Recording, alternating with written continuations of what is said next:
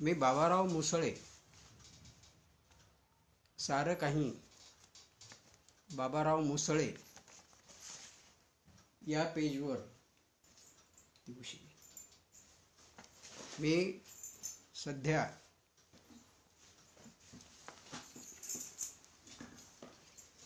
Live येत आहे. Hello मित्र हो, मी आज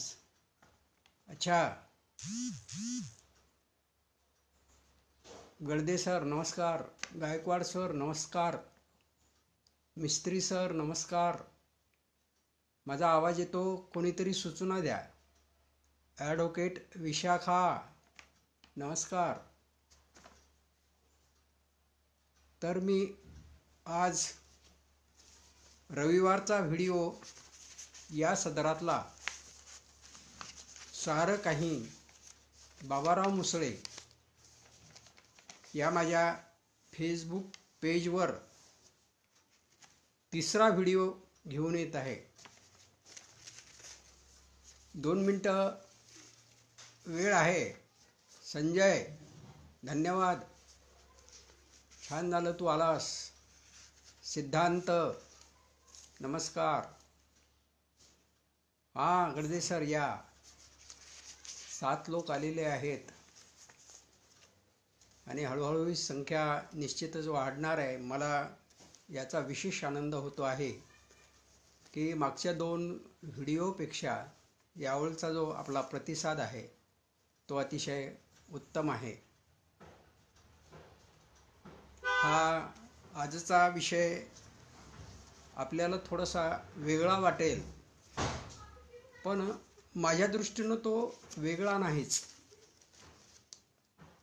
माझ्या लेखनाशीच काय, पण माझ्या जगण्याशी, जीवनाशी संबंधित, माझ्या एकट्याच्याच नाही, माझ्या ज्या पिढ्यानपिढ्या शेती करण्यात गेलेल्या आहेत त्या सगळ्यांच्या जगण्याशी संबंधित असा हा विषय आहे. आणि हा विषय कोणता तो मी सांगतो. शेतमाल विक्री व्यवस्था आणि शेतकरी हित अहित.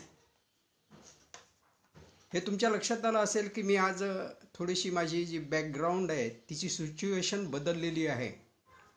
पाठीमागं सोयाबीननं भरलेले पोते दिसतात. मित्रो, मला यातून हे सिद्ध करायचं नाही की मी शेतकरी आहे, पण मी आहेच, मुळातच आहे. माझं जे काही मूळ आहे ते शेतीशी निगडीत आहे. आमच्याकडे पारंपरिक पद्धतीची अशी 40 एकर शेती होती, पण सारी कोरडवाहूची शेती होती. आणि माझ्या लहानपणी आमचे बाबा कापूस पेरायचे.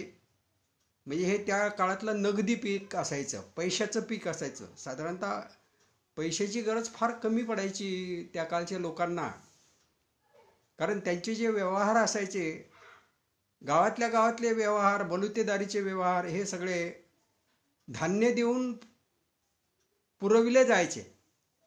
गावातला एखादा किराणा दुकानदार असेल आणि त्याच्याकडे जर समजा आपल्याला काही किराणा आणायला जायचं असेल तर शेराच्या मापात किंवा अस्तेराच्या मापात थोडीशी ज्वारी किंवा जे काही घरात उपलब्ध असेल. दिलीप कीर्ती वानकर नमस्कार. मला सकाळपासून तुमची आठवण यायली. मी थोडंसं हा व्हिडिओ झाल्यानंतर मी तुमच्याशी बोलणार आहे. धन्यवाद. ह्या सचिव आहेत लेखक कवी संघटनेच्या. महाराष्ट्र स्तरावर जी अलीकडेच लेखक कवी संघटना स्थापन झालेली आहे त्याच्या सचिव कीर्ती काळमेघ वानकर नागपूरचे आहेत. आनंद झाला. तर कापूस हा अशा पद्धतीनं महत्त्वाचं पीक होतं. ज्वारी, तूर, उडीद, मूग आणि साळ म्हणजे भात ही बाकीची पिकं घेतली जायची. आणि या बाकीच्या पिकातून, संदीप धन्यवाद, आणि या बाकीच्या पिकातून मग बलुतदारीची जी काही प्रथा होती त्यांचं बलूत दिलं जायचं, ते सगळं या पिकातून दिलं जायचं. पण कापूस हा मात्र नगदी पीक म्हणून घेतला जायचा. आणि त्यावेळेस कापूस हा विकण्यासाठी माझे बाबा म्हणजे आमचे बाबा किंवा आमच्या गावातील सगळी मंडळी ही वाशिमला गाड्या भरून नेत असत, बैलगाड्या. मी सुद्धा त्या बैलगाडीवर बसून जायचो. मोठी मजा यायची. महादेव छान. सकाळीच गाड्या निघायच्या, थंडी कुडकडत त्या गाड्या पोहोचायच्या आणि मग तिथे गेल्यावर कॉटन मार्केटमध्ये ह्या गाड्या थांबायच्या. आणि तिथे फक्त एक नाव मला आठवते आता त्यावेळेसचं, खरेदी करणारा जो माणूस होता त्याला आडत्या म्हणत. ह्या आडत्याचं शेतकऱ्याच्या जीवनातलं महत्त्व फार विशेष होतं. कारण वर्षभर जे काही शेतकऱ्याचे व्यवहार असायचे पैशाचे, ते सगळे व्यवहार हा आडत्या पैसे देऊन पुरवायचा. अर्थात पैसे तो काही फुकट देत नव्हता. त्याचा व्यवहार फार क्लिअर असायचा. समजा त्यानं जर समजा 60 रुपये दिले आणि आपण जेव्हा त्याचे पैसे फेडायला जाऊ किंवा माल त्याच्याकडे घेऊन जाऊ, त्याच्याकडे त्यावेळेस तो पैसे फेडून घ्यायचा आणि त्यावेळेस तो हिशोब सांगायचा. माझ्या बाबाचं नाव गंगा समजा. तर तो म्हणायचा, अरे गंगा, तू 60 रुपये माझ्याकडून नेले होते ना, मग त्याचे किती होतील व्याज धरून? 16 पाचा 85. 5 सोड बाबा, पण 80 तर दे. गंगाला यातलं गणित कळायचं नाही. 16 पंचे 80 होतात हे गंगाला कळत नव्हतं. आणि म्हणून गंगाचं शोषण अशा पद्धतीनं करणारा एकमेव त्यावेळेसचा माणूस जर कोणता होता शेतवानाचा बरं का, की तो होता आडत्या. तर ही अशी त्यावेळेसची पद्धती होती. तो सावकार हा त्याला आपला करता धरता वाटायचा, पण तो सर्वात मोठा शोषक आहे हे त्या बिचाऱ्या शेतकऱ्याच्या लक्षात यायचं नाही. मी आमच्या बाबांकडून मला परंपरेने मिळालेली जी शेती आहे ती कसतो आहे. अजूनही आमची शेती कोरडवाहूच आहे. आणि माझ्या शेतीत जो माल पिकतो तो माल सोयाबीन आणि तुरी मी अजूनही कृषी उत्पन्न बाजार समितीमध्येच विकत असतो. क्वचित असं जर वाटलं एखाद्या वेळेस की नाही आपलं जाणं होत नाही, तब्येत वगैरे काही जर समजा अडचण असेल, तर अशा वेळेस मी खाजगी व्यापाऱ्याला विकतो. अन्यथा मला कृषी उत्पन्न बाजार समिती या बाबतीत चांगली वाटते. त्या काळात म्हणजे सुरुवातीच्या काळामध्ये अडत फार मोठ्या प्रमाणात घेतली जायची. म्हणजे ती एक नाडवणूकच होती शेतकऱ्याची. जरी कृषी उत्पन्न बाजार समित्या सुरू झाल्या होत्या, कारण त्याच्यामध्ये मग आडतेही असायचे. हे जे आधीचे आडते होते कापूस वगैरे घेणारे ते बाद झाले होते आणि त्यांच्या जोडीला मग दुसरे लोकही दुसऱ्या वेगवेगळ्या क्षेत्रातले लोक किंवा वेगवेगळ्या जाती धर्माचे लोकसुद्धा तिथं येऊन आडत करू लागले. कारण आडत करण्यासाठी परवाना लागत होता आणि तो कृषी उत्पन्न बाजार समिती देत असे. आता तर इतके आडते आहेत, खरीददार कमी आणि आडत्यांची संख्या जास्त असा सगळा प्रकार झालेला आहे. आडत ही शेतकऱ्याकडून घेतली जायची आणि ती मग शेतकऱ्याला फार मोठी अडवणूक वाटायची. सरकारने त्यातही बदल केलेला आहे. आता आडत शेतकऱ्याकडून घेतली जात नाही. फक्त हमाली आणि तोलाई असे 2 प्रकारचेच ज्या काही गोष्टी आहेत त्याचे पैसेच फक्त शेतकऱ्याकडून कापले जात असतात. मित्र, या सगळ्यात शेतकरी सुखी आहे असं वाटते तुम्हाला? जरी कृषी उत्पन्न बाजार समितीमध्ये तो आपला माल विकत असेल तरी शेतकरी सुखी नाही. शेतकरी सुखी कशात होईल? त्याला भरपूर भाव मिळाला तर तो सुखी होईल. पण सरकार भावच देत नाही, कोणतंच सरकार देत नाही. आताच्या सरकारला आपण दोष देण्याचं काही कारण नाही. कोणतंच सरकार भाव देत नाही. आणि उलट मग नवे नवे कायदे त्याच्या बोकांडीवर बसवले जातात. संतोष जगताप, संतोष मुंडे, नमस्कार. त्याच्या बोकांडीवर असे नवे नवे कायदे बसवले जातात. अलीकडेच असे केंद्र सरकारने 3 कायदे अंमलात आणलेले आहेत.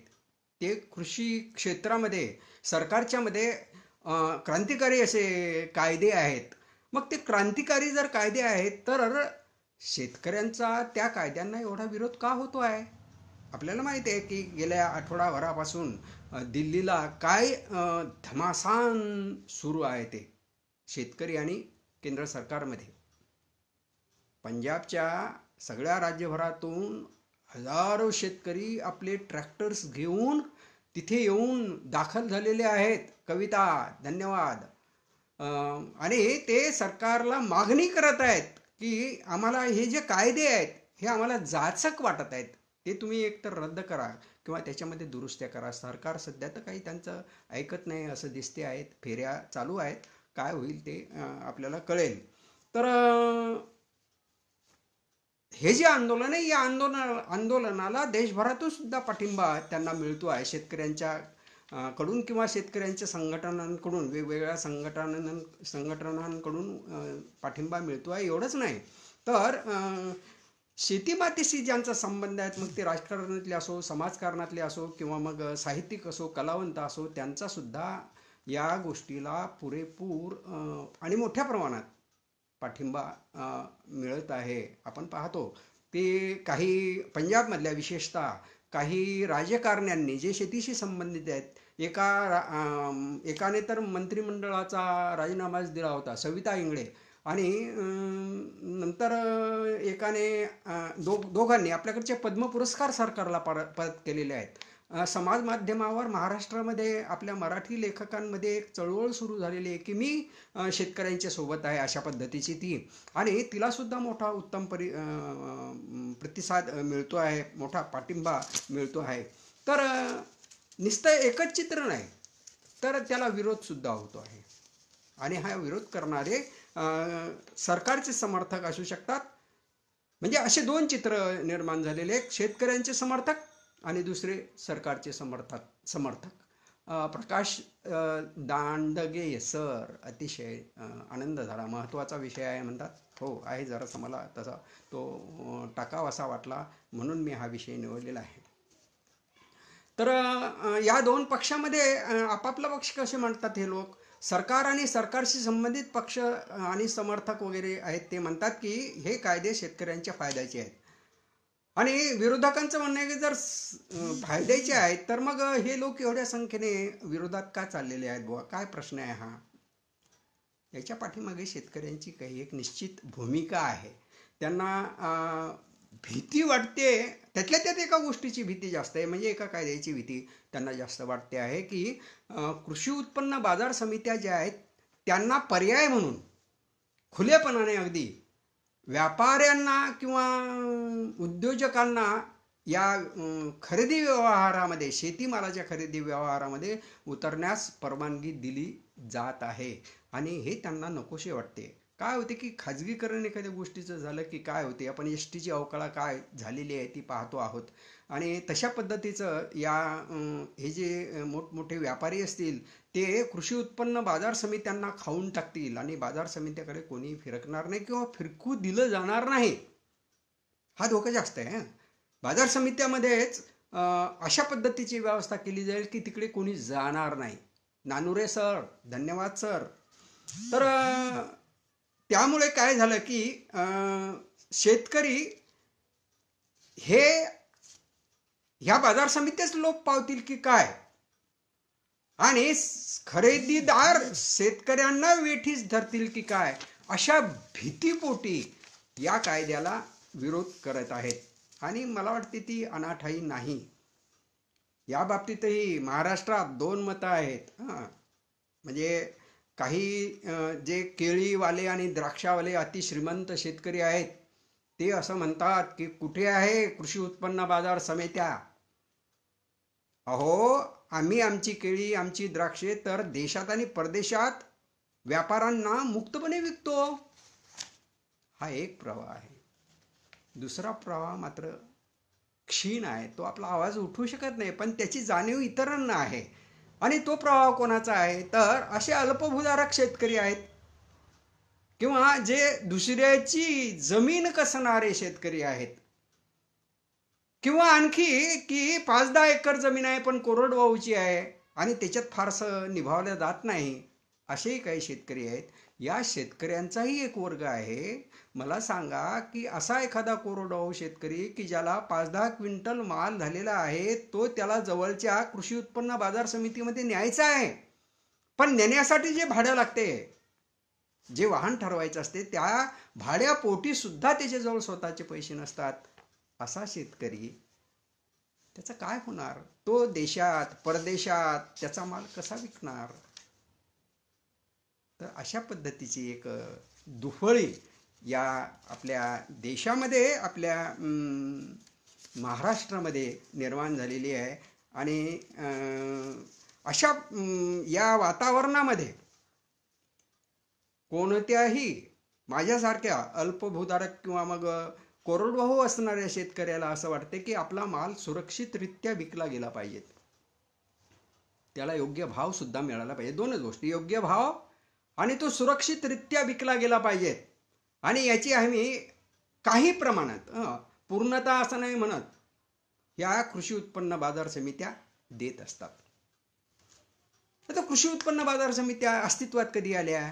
त्याचा कायदा अस्तित्वात आला. मी आधी म्हटलं की माझ्या लहानपणी फक्त एकच माणूस किंवा एकच संस्था, संघटना होती कापूस खरेदी करणारी, आणि त्याचं नाव होतं आडत्या.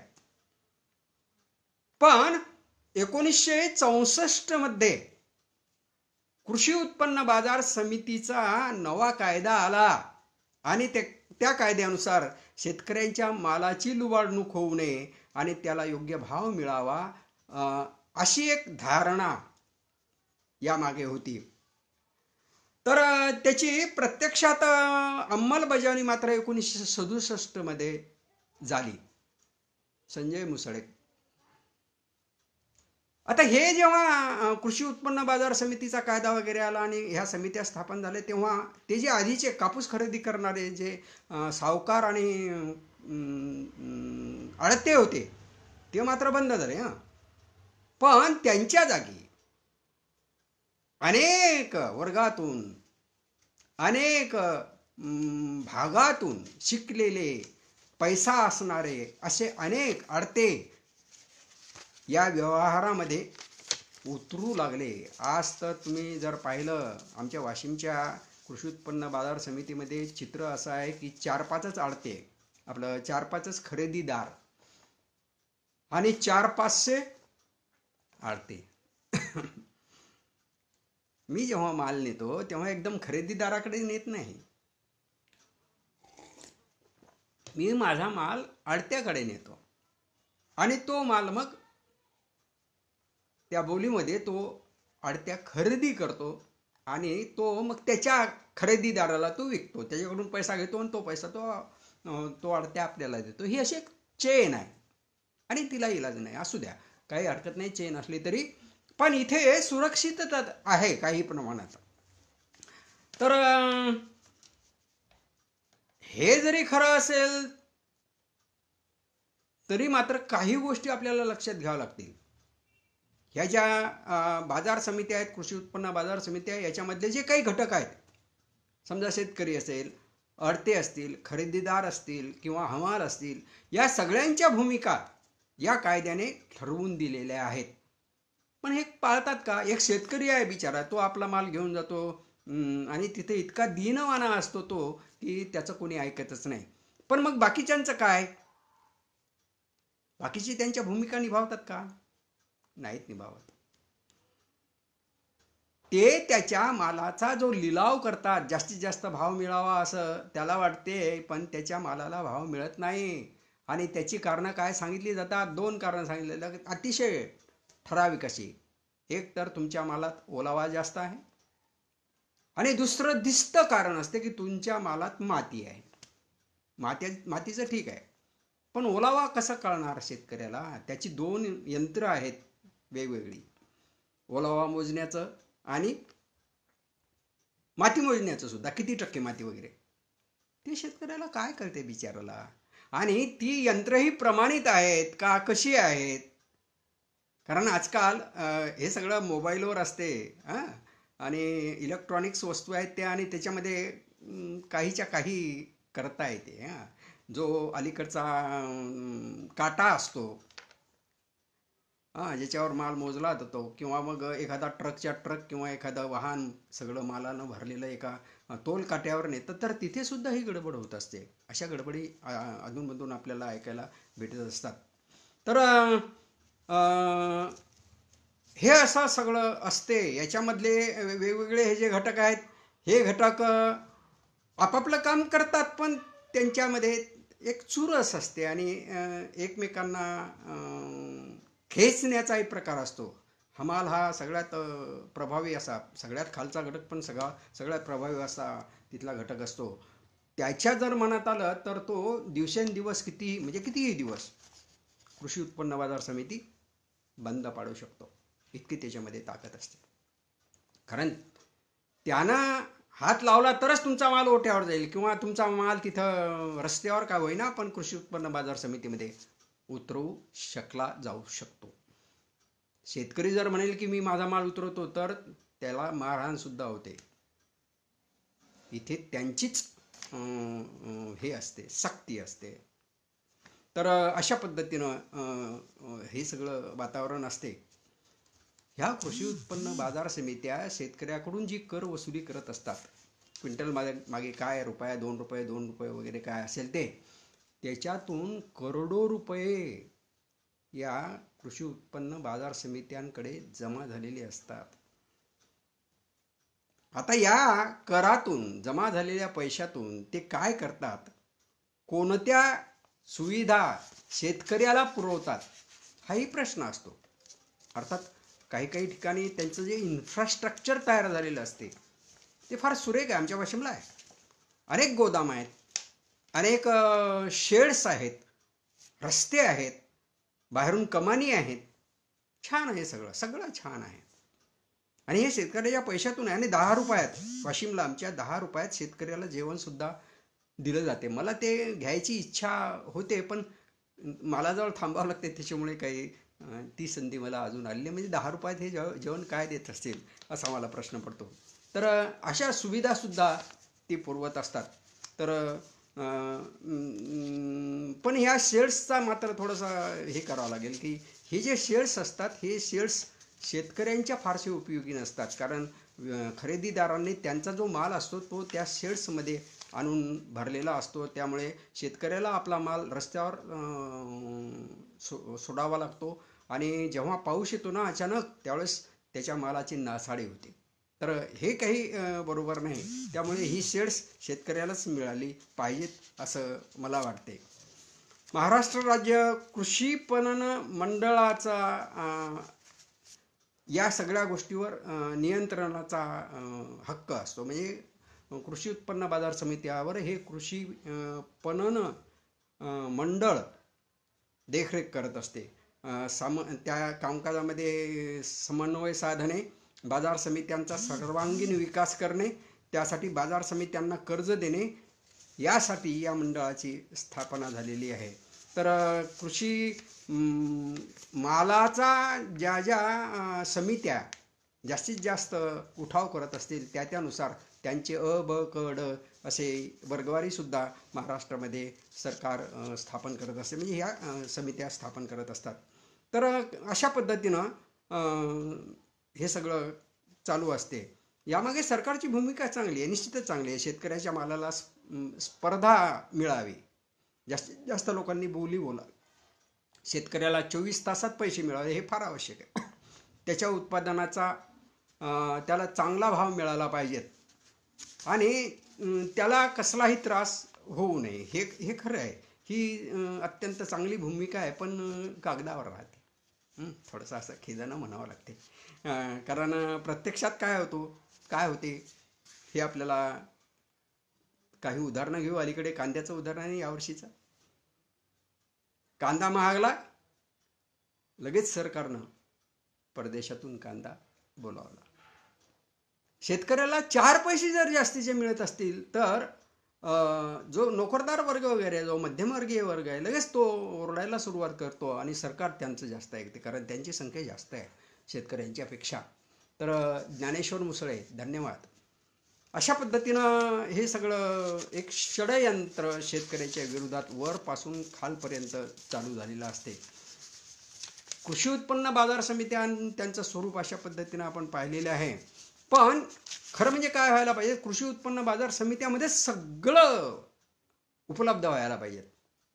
म्हणजे सुतळीपासून ते अगदी औषधापर्यंत सगळ्या गोष्टी उपलब्ध व्हायला पाहिजे. आमच्या वाशिमला कृषी उत्पन्न बाजार समितीमध्ये बैल बाजार भरतो. हे तर फार पूर्वापार चालत आलेलं आहे. पण या 2 वर्षात तिथे आठवडी बाजार सुद्धा भरतो. आणि काही लोकांना ते मान्य झालं, व्यापाऱ्यांना, भाजीपाला विकणाऱ्या व्यापाऱ्यांना, आणि काही व्यापाऱ्यांना ते मान्य झालं नाही. त्याच्यामुळे दोन ठिकाणी असा हा बाजार भरतो आहे. पण हा हक्क आहे त्यांचा, आणि ते तसं व्हायला पाहिजेत. तर ह्या ज्या बाजार समित्या असतात त्यांचं क्षेत्र कोणतं आहे, तर सहकार क्षेत्र आहे. पंडित जवाहरलाल नेहरू यांच्या कार्यकालामध्ये या सहकाराला त्यांनी फार मोठी चालना दिली. विना सहकार नाही उद्धार हे त्यांच्या लक्षात आलं, आणि त्यांनी या सहकारी तत्वावर मग त्या काळात प्रोत्साहन दिल्यामुळे सहकारी बँका निघाल्या, खरेदी विक्री संस्था उदयास आल्या, कृषी उत्पन्न बाजार समित्या निर्माण झाल्या, ऊस कारखाने, खत कारखाने, सूत गिरण्या यांची फार मोठ्या प्रमाणात निर्मिती झाली. ते केवळ फक्त या सहकारी तत्वामुळे. पण काय झालं की याच्यातून संस्थानिक निर्माण झाले, आणि श्रीमंत असणारा जो शेतकरी आहे तो अधिक श्रीमंत झाला. कारण या मंडळांच्या पदाधिकाऱ्यांमध्ये त्यांचीच जास्त वर्णी होती. आणि त्यातूनही मग हा जो सहकारामध्ये उतरलेला शेतकरी आहे, सधन शेतकरी आहे, तो मग राजकारणात ओढला गेला, आणि आपोआप राजकारणामध्ये तो स्पर्धेत त्या निघून गेला. म्हणजे राजकारणाची ही पहिली पायरी आहे. सेवा सहकारी सोसायट्या गावातल्या, किंवा मग अगदी राज्य पातळीवरची सोसायटी जरी आपण लक्षात घेतली तरी हे सगळं चित्र तिकडे असंच दिसते. अत्यंत स्पर्धा तिथे सुरू झालेली आहे. आणि या स्पर्धेतून मग काय झालं की भ्रष्टाचाराची लागण, कीड या सगळ्या स्पर्धेला लागलेली आहे. आणि त्यातून मग जे नको व्हायला ते होते आहे. ह्यांच्या निवडणुका काय भयानक असतात अलीकडे. कृषी उत्पन्न बाजार समितीची निवडणूक म्हटली की अरे बापरे. तर सहकाराचं जे प्राणतत्व आहे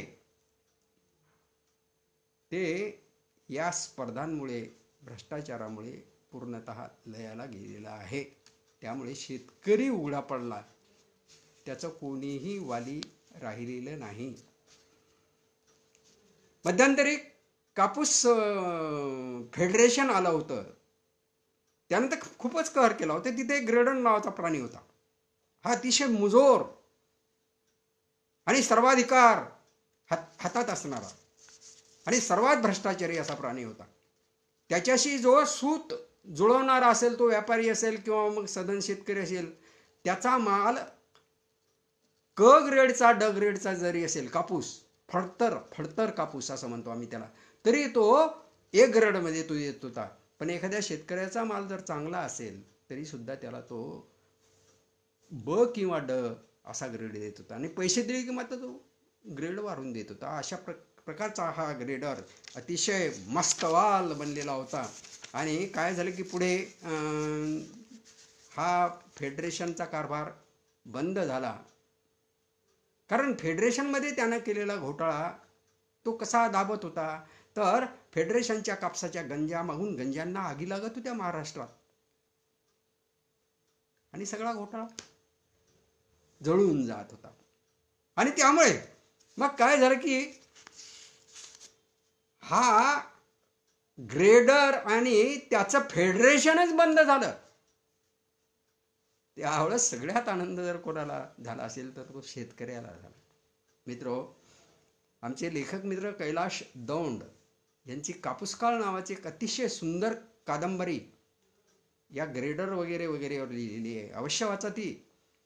मीही या सगळ्या व्यवस्थेवर, कृषी उत्पन्न बाजार समिती असेल किंवा कापूस विक्री असेल किंवा आणखी काही असेल, याच्यावर माझ्या अनेक कथा लिहिलेल्या आहेत. त्याही जर वाचायला भेटल्या तर अवश्य वाचा.